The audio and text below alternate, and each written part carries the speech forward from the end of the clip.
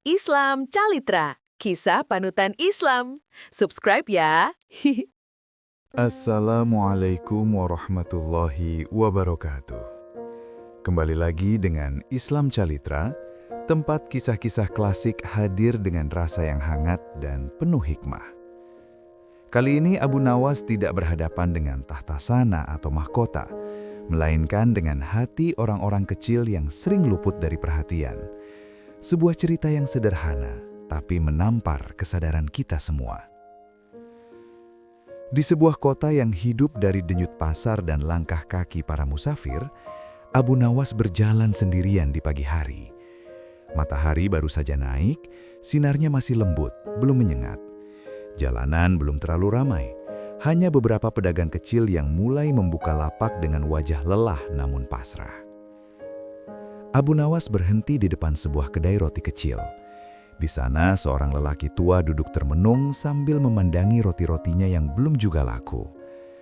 Tangannya kasar, bajunya lusuh, dan sorot matanya menyimpan letih yang panjang. Abu Nawas menyapa, "Assalamualaikum, wahai paman." Lelaki itu tersentak, lalu tersenyum tipis. "Waalaikumsalam. Silahkan jika ingin membeli, rotinya masih hangat." Abu Nawas duduk di bangku kayu di depan kedai. "Aku belum lapar, aku hanya ingin duduk." Lelaki itu mengangguk, lalu kembali terdiam. Beberapa saat berlalu dalam sunyi. Lalu Abu Nawas berkata pelan, "Paman terlihat sedih, apa yang sedang kau pikirkan?"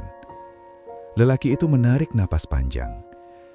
"Aku hanya berpikir, mengapa hidup terasa berat meski aku tak meminta banyak. Aku bekerja jujur, tapi rezeki terasa sempit." Abu Nawas mengangguk perlahan. "Kalau begitu, izinkan aku membeli satu roti, tapi bukan dengan uang." Lelaki itu terkejut. "Lalu dengan apa?" "Dengan cerita," jawab Abu Nawas ringan. Lelaki itu tertawa kecil. "Baiklah, cerita apa?" Abu Nawas mulai bercerita tentang seorang miskin yang selalu tersenyum meski tak punya apa-apa, dan seorang kaya yang selalu gelisah meski memiliki segalanya. Cerita itu sederhana, tapi mengalir dengan hangat. Tanpa terasa, wajah lelaki itu melunak. Saat cerita selesai, Abu Nawas berdiri. Ia meletakkan beberapa koin di meja, lebih banyak dari harga roti. "Ini terlalu banyak," kata lelaki itu. Abu Nawas menggeleng. "Sisanya untuk senyuman paman." Lelaki itu menahan air mata.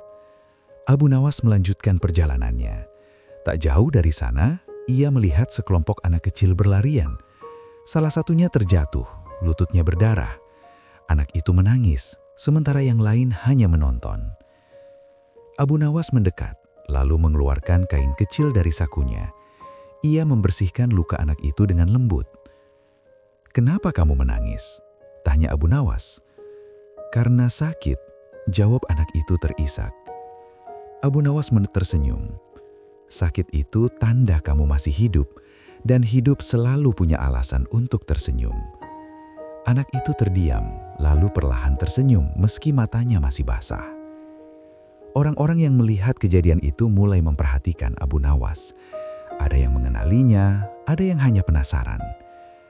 Tak lama kemudian Abu Nawas tiba di sebuah sudut kota yang jarang dikunjungi. Di sana berdiri rumah-rumah reot, dihuni orang-orang miskin yang hidup dari sisa-sisa pasar. Bau lembab dan debu bercampur di udara. Abu Nawas masuk ke salah satu rumah. Seorang janda dengan dua anak kecil menyambutnya dengan kaget. "Maaf, aku hanya ingin bertanya, apakah kalian sudah makan hari ini?" Perempuan itu menunduk. "Belum, tapi kami sudah terbiasa." Abu Nawas duduk di lantai tanah. "Bolehkah aku duduk bersama?" Perempuan itu mengangguk bingung. Abu Nawas mengajak anak-anak itu berbincang, bertanya tentang mimpi mereka. Salah satu anak berkata ingin menjadi pedagang jujur, yang lain ingin menjadi orang yang bisa membantu banyak orang. Abu Nawas tersenyum besar. Ia mengeluarkan beberapa keping uang dan sekantong makanan. "Ini bukan sedekah, ini titipan harapan."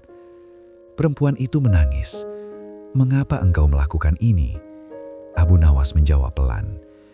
Karena aku takut suatu hari aku menjadi orang yang kenyang, tapi lupa bagaimana rasanya lapar.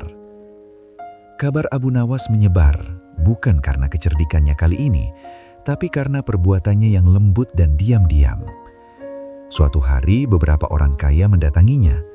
"Wahai Abu Nawas, mengapa engkau lebih sering bersama orang miskin?" Abu Nawas menjawab santai, "Karena mereka tidak sibuk menyembunyikan air mata." "Apakah mereka lebih mulia?" tanya salah satu.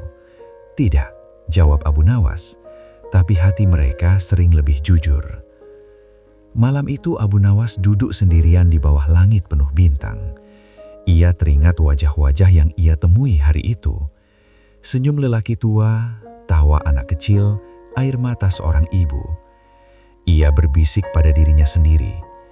Ternyata kekayaan terbesar bukanlah memberi, tapi memahami. Keesokan harinya kota kembali sibuk seperti biasa. Pasar ramai, orang-orang bergegas mengejar urusan masing-masing. Tapi bagi sebagian orang hari itu terasa berbeda. Lebih ringan, lebih hangat. Abu Nawas berjalan seperti biasa, tanpa jubah istimewa, tanpa pengawal. Namun langkahnya meninggalkan bekas di hati mereka yang ditemuinya. Dan dari situlah orang-orang mulai berkata, "Abu Nawas tidak mengajari kami cara menjadi kaya, ia mengajari kami cara menjadi manusia." Wassalamualaikum warahmatullahi wabarakatuh. Semoga kisah Abu Nawas kali ini mengingatkan kita bahwa senyum orang miskin sering menyimpan pelajaran yang tidak bisa dibeli dengan harta. Sampai bertemu di kisah berikutnya. Semoga hati kita selalu dilapangkan untuk peduli dan bersyukur.